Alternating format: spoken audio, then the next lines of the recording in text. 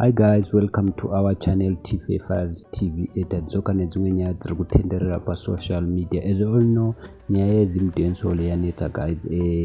DJ Fantan naye auya wakanyora pa Facebook pake akatega Enzo, akatega St Colors na Freeman na Wenkidi na Kilati, akanyora kuti boys musadayire vanhu ava vari kutsvaga attention vakasataura kuti Zimdancehall what pama interview avo hazvinakidze. Talk is cheap.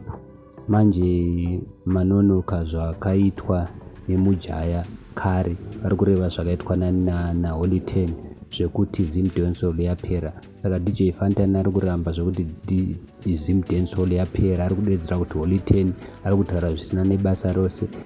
Of which musakanganwa kuti na Daddy Hopewell number 1 journalist yedu naye akataura kuti Zimdancehall yapera. Iri ngonakidza muZimbabwe asi mukaenda kunze kwenyika hapana chinobuda. Saka DJ Fantan ati muri kungoda violence chete, siyanai nesu mageto youth. Isusu mageto youth takabva muhuruva, Zimdancehall ndizvo. Saka ndozvataurwa na DJ Fantan.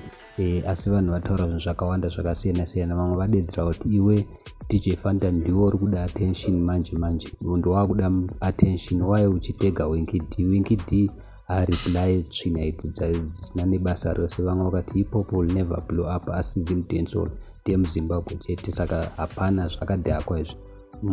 Vamwe vanhu vakauya vakati munhu ane brain chaidzo anounderstanda zvaitaurwa naHoly 10 kana nezvaitaurwa naDaddy Hopewell kuti Zimdancehall yapera isisina power, because muri kungoattracta vanhu vemuZimbabwe. Nyangwe mukaenda kunze kwenyika vanhu vana vachifarira Zimdancehall vanhu vemuZimbabwe chete, kwete kune dzimwe nyika.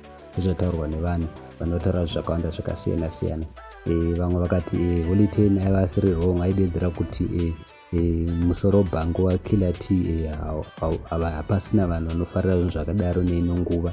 Saka ndozvataurwa nevanhu. Vamwe vanhu vaya vakati we want marhythm iwe Fantan, siyana nezvinhu zvisina nebasa rose, tipe marhythm awaitipa kudhara ainakidza, aine zvimarelaxa matokanganwa nokuti mufanira kuita ngoma. So ndozvataurwa nevamwe vanhu. Vamwe vadedzera kuti Holy 10 doesn't hate Zimdancehall but he is pushing you to realize more music. Imimi akuti akutsvaga fame. Vamwe vakati instead of facing the criticism and rectifying your mistakes to improve the Zimdancehall makutotaura zvisina nebasa rese. Ezvinezvi makatarisa maZimdancehall ese anongoimba nezvekuti vavenge, saka matowana zvekuimba uchanzwa kana makuimba.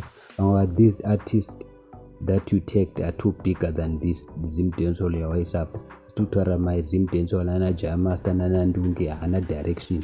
Vamwe vakauya vakati the truth will set you free. Vamwe vakauya vakati Fantan you should focus on losing weight, usiyane nekumhanya uchitaura zvinhu zvisina nebasa razvo. So guys, ndonyaya yataurwa nevanhu. Thank you so much. Don't forget to subscribe to our channel.